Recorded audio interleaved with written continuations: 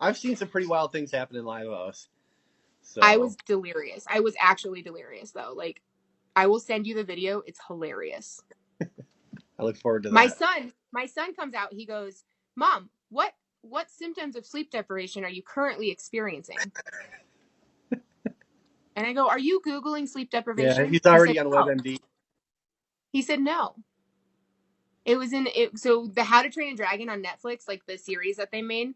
Yep.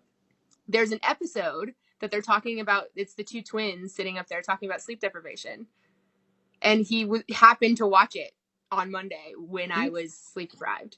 Those kids are. Oh, that just happened to be on the same exact day. See, they're not just. It's not just all entertainment. He's learning things too. Real life. So I don't let him watch a lot of stuff. Like, he's getting a little bit older, so he has a little bit more like leeway. But like, he doesn't get to play. Like, we don't play Fortnite yet. We don't play. We play a lot of Minecraft and stuff like that on his iPad. And I'm pretty diligent about him not having, like, he knows what shows and what shows I don't approve of. And it's not that he can't watch the other shows. He just knows I don't approve of them. Oh. And he likes to learn, and he's an audio learner, so he watches, like, he loves, like, the brain game shows, and he watches, like, a lot of stuff like Wild Kratts and stuff that's about animals, and he's an audio learner, so he's doing other things, and he comes back and he just, like, word vomits all of this stuff onto me, and audio is my last learning. I'm a verbal processor, though, which is strange. To not have audio be 1 or 2, audio is number 3 for me, so I'm a kinesthetic visual audio.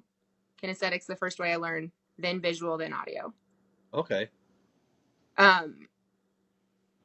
He is audio, then visual. Figure that one out. Then kinesthetic. So easy way for you to figure it out. IKEA furniture. Have you ever put it together? Yeah. We've all put IKEA furniture together. Mm-hmm. Do you do better when you're gonna think about putting a desk together from IKEA? So not words. Do you do better if you and I were putting this desk together and I look at the instruction books and tell you how to do it? Do you just do it? Or do you look at the pictures and then do it? It's going to be a mix of the last two. So if it's a table, I know like how a table is going to, like, I know what the legs are going to go. It's something you don't know. It's something you don't know how to put together. Okay. So then I'm going to read. You ever get those instructions where it's in another language or like it's really poor English? IKEA, because IKEA doesn't have words. Yeah, okay. In their instruction manuals. They don't have words. They just have pictures. Yeah. And maybe letters identifying different things. Like, but that's it. Like, they do not use words. Yeah. Yeah, I would say, so definitely not audio. But I do actually learn a lot from audio. So I'll listen to podcasts, or I spend a lot of time like inside my own brain. I'll have earphones in or something. Like that. Would you rather read a book or listen to a book? Listen to a book 100 times. So if I was going to tell you how, like, if instruction manuals came with, it was an audio, would you push play when you were going to put it together? If you didn't know how to put the thing together. Yeah, as long as I had the ability to, I mean, I know this is changing the whole concept of it, but as long as I had the ability to turn the speed up on the audio so I don't have to listen to it in real time.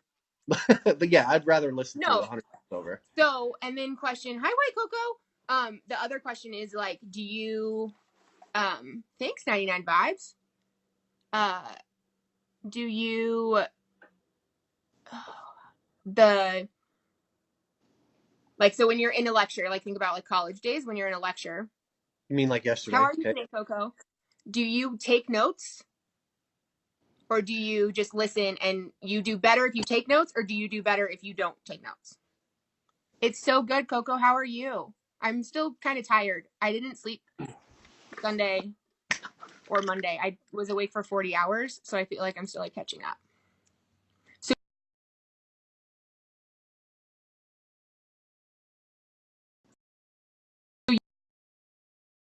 you are an audio learner. Is that your problem?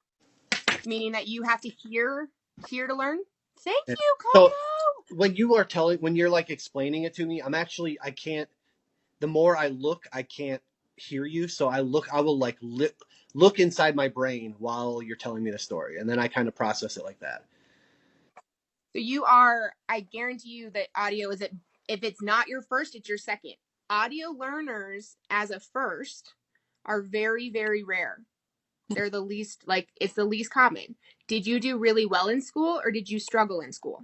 I would say, okay, so. That's fine, Coco. I Effort-wise, heart you. I Thank you so struggled much because of for my fail. effort. I wouldn't do the homework a lot of times, but on test day, I would knock a test out of the park every single time. So I would say so you did okay. You did okay, but you just didn't I got like I want to say a 32 on my ACT, which out of, I don't know, 36 or something, or 35, I don't know what it was. Okay. I got a really high ACT score, but I had a very extra low GPA because I was more interested in making you laugh than I was like making myself smart. I would highly guess. I would say audio is probably one of your first ones. And the reason I say that is that if you were good at test taking, so you knew the information, but you weren't good at doing the information all the time, / you didn't like to read the books, visual and kinesthetic aren't your learning styles. Yeah. Audio is. Mm-hmm. That means that audio books are your friend. Podcasts are your friends. Books Stuff on like tape this, all even day without long. the visual element, are your friends. And that's how you absorb information the best. You can have the TV on in the background and be cooking dinner and learn from what, like, listen to the news and you hear everything that happens. Yep, 100%. And now if you ask my wife, you're an audio learner. If you ask my wife, I don't listen to a single thing she says when I'm doing other things. Obviously. Most men don't. And it's less to be audio first. Very rare. Audio is my last. Sure. It's not even that. They can't hear because they're talking. It's a process. It's how our brains process information. Have you ever heard boxes and wires? So men have boxes for brain and women have wires, or waffles and noodles. And basically, and this is going to actually help you understand why women get frustrated when men say they're thinking about nothing, and why women get frustrated that men don't respond to everything that we ask. So women have wires and men have boxes. Your brain is separated by boxes. You have a sports box. You have a family box. You have a nothing box.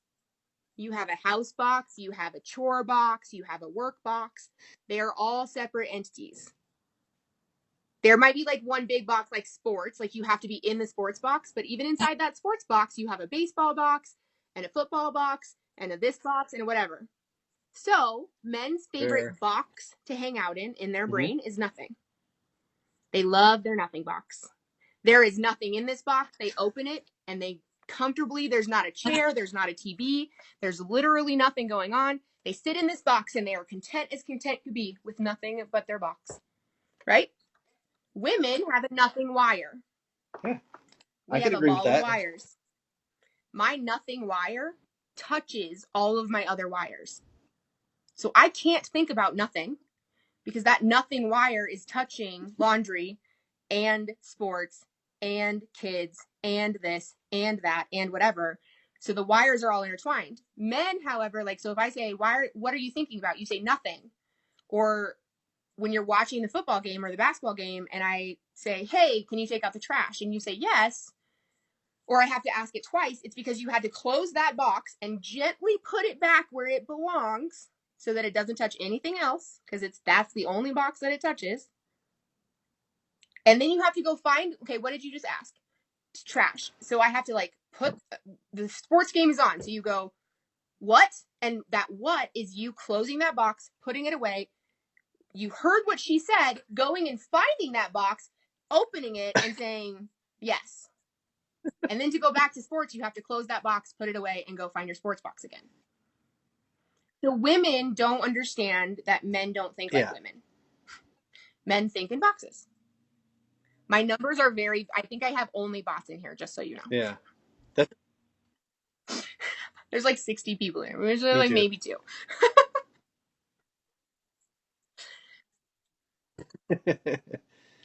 I've learned that actually the more I PK, the less people show up in here. When I'm by myself, which is like screwy because like PKs give us so much like experience points or whatever, and like it's worth doing short 5-minute ones that it shouldn't work that way. I agree. But it's fine. But so anyway, like just that thought process of like men say what, not because they're saying what or because they didn't hear, because they're changing boxes. They need seconds to like change the box. Yeah. They're putting a box away and opening it. And we don't understand that, because when you ask me a question, if I was thinking about something else, that wire touches that wire. So it's fine. I can just figure out where the wire is. So it's just a ball of wire. So like, or spaghetti, a ball of spaghetti and waffles. Waffles have like each little thing, crisscrosses, like, the little spots.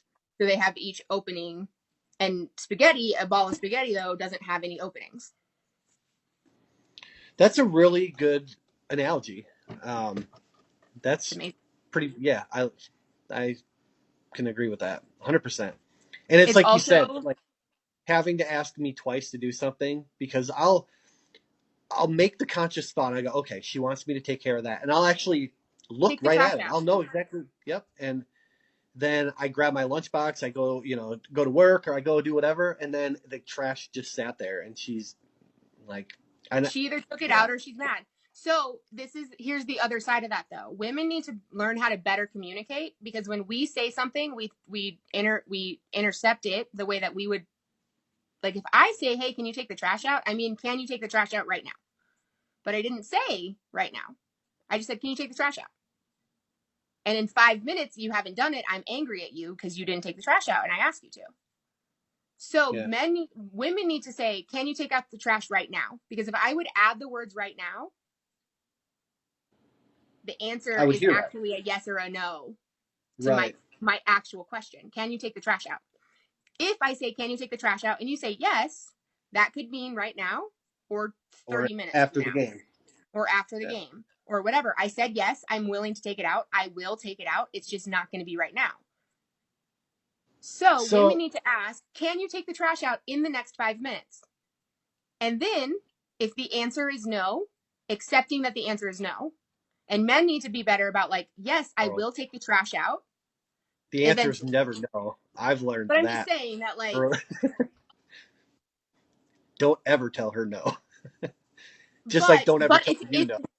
Here's the deal. No, people tell me no, but here's the deal is that if I'm consciously aware enough to say, can you take the trash out in the next 5 minutes?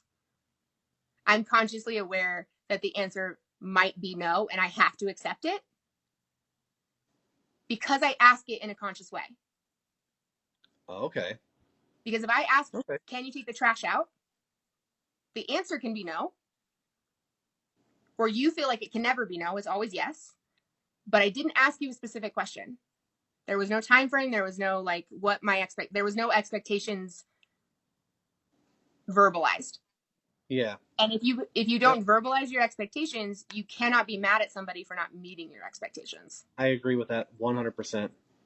So if I verbalize my expectations, can you take the trash out in the next 5 minutes? I'm verbalizing my expectation that the trash is out of the house in the next 5 minutes. If I verbalize that expectation, every man has the power to say, I can in the next 20 minutes. Uh-huh. Because now you can actually say no. You've compromised. Yeah. Or not right now. You can answer with not right now, and that has to be accepted. If I ask it consciously enough, if I say, can you take the trash out right now? It has to be accepted that the answer might be no. Is that why you ask it? Is that why you say, can you take the trash out? Because you know that's going to be a yes answer, just not in the same. I don't ask that question very often. I also it's my child and my mom, so children expectations. But even I have expectations of him. And as a man, he's a boy. He thinks differently than I do. I have to verbalize those, like, can you pick up your trash? And he says yes, and it's not done in 30 minutes. In 30 minutes, I go, why haven't you picked up your trash? He goes, I just haven't done it yet. Brains function differently. We operate on different systems. It's literally like trying to run an iOS program on a JavaScript. It doesn't compute correctly. It might work. You might be able to see the image, but it's not going to look like it's supposed to. Yeah. That's a really good analogy as well. So it's all about bettering communication on a level of how our brains actually operate and not on a I ask you to do something or expectations versus boundaries. I said so. It's literally just better communicating what the expectation is. Oh. Well, that psychology lesson from Shelby is brought to you by Cody101. Welcome to our PK. It was lots of fun. You should be here more often.